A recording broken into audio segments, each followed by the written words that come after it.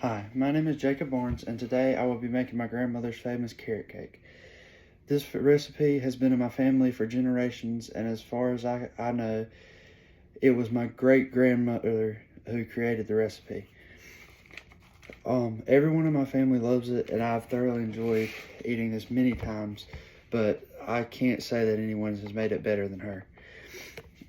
To make this cake, you will need 2 cups of sugar, 1.5 cups of Weston vegetable oil, 4 eggs, well beaten, 2 teaspoons of baking soda, 2 cups of all-purpose flour, 2 teaspoons of baking powder, 2 teaspoons of cinnamon, 1 teaspoon of salt, and 1 cup of chopped pecans, and 3 cups of grated carrots.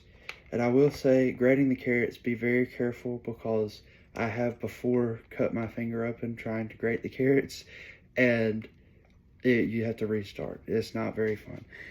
And lastly, you will need 1 small container of cinnamon applesauce. And then later on, after your cake is cooled, you will need the icing.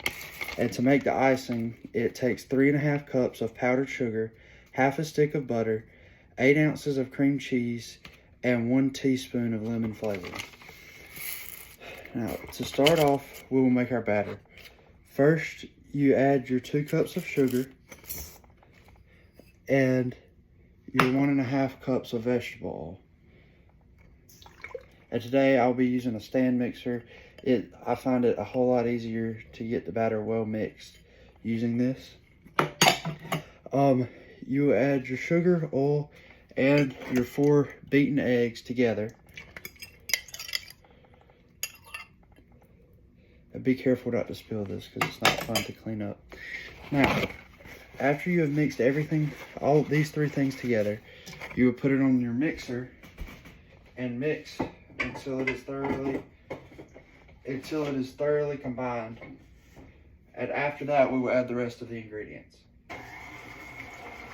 It's very important to start off slow, because with all of the oil and eggs, it will splash a lot.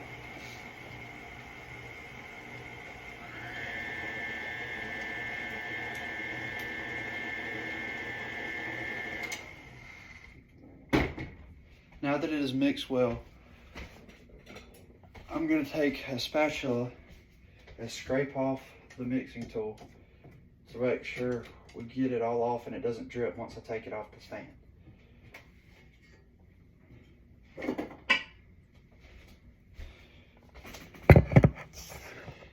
Now we will add all of our other dry ingredients into this mixture. So to start, we'll add our baking soda, cinnamon, baking powder, and salt that I've all put in this bowl. Add this in, and then we will add our flour,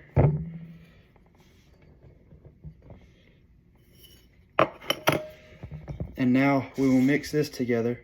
And I like to, while I add this, doing this step, I'll scrape the bottom and make sure that no sugar has gotten under the mixer. That way it is all combined well, and you just don't have a big clump of sugar at the bottom of your cake.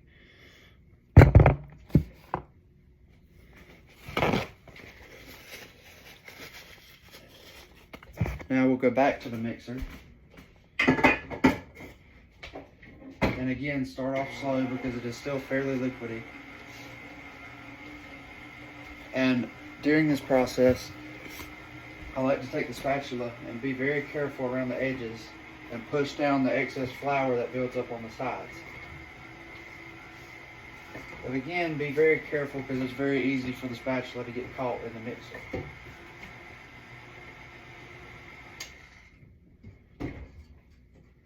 Now I'm just going to scrape the bottom once again to make sure everything mixes thoroughly, and let it mix one more time.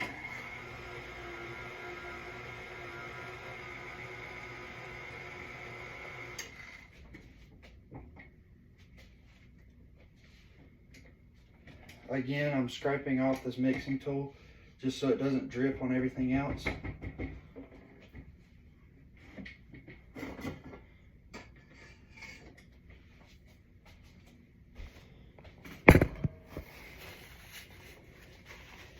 And now you should have something with a consistency of almost runny cake icing is the best way I can describe it.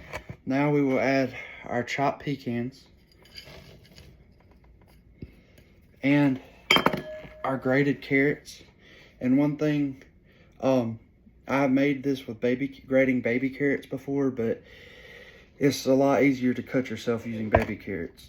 Now we'll add this in. And once again, go back to the mixer. And this time you want to be very, very slow. And make sure this mixes very thoroughly, so your carrots and pecans are evenly distributed throughout the cake. And again, I'm scraping the sides to make sure everything is combined well. Whenever I was younger and would make this cake, I have made it before and had clumps in the cake of flour that didn't get mixed in well and stuff like that. So I always try to make sure and be very cautious that that does not happen.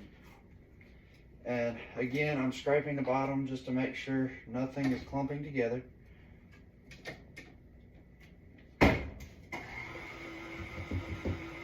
let that mix one more time. Now, if you want to, you can kick the mixer up to the second setting, but be very careful because it can still splatter relatively easily. Now, we will scrape the mixing tool once again and try and get all of the excess carrots and all of the batter that has stuck to it.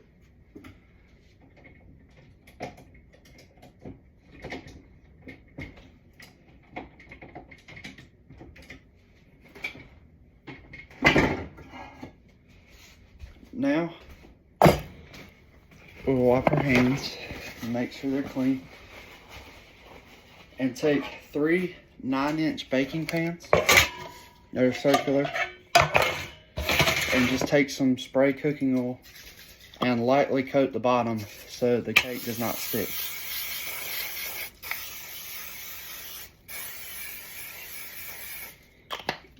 Now, if you don't have the spray, you can use a little bit of vegetable oil on a paper towel and coat the pans.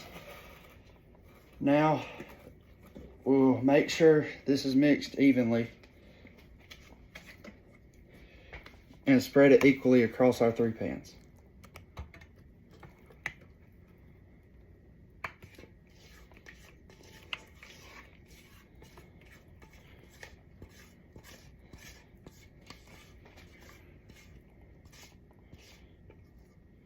Once we have evenly distributed the batter, we will put these in the oven at 325 degrees Fahrenheit for around 25 minutes. And you'll know they're done by sticking a toothpick in the center. And if you pull it out and there's no loose or goopy batter on it, you'll know it's finished.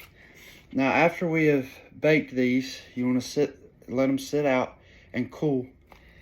And we'll use our 3½ cups of powdered sugar, our ½ stick of butter, 8 ounces of cream cheese, and 1 teaspoon of lemon flavoring. And you would wash, if you're using a stand mixer, you would wash this mixing bowl and add all of these ingredients and just mix it together well, and you will have a sugary white icing. Once the cake is cooled, you'll put the first layer down, cover in icing, second layer, cover in icing, third layer, and then you can coat all the way around the cake. I've thoroughly enjoyed having this recipe in my family, and everyone in my family seems to love it, even if they don't like carrots. And I strongly encourage you to try it at home. Thank you.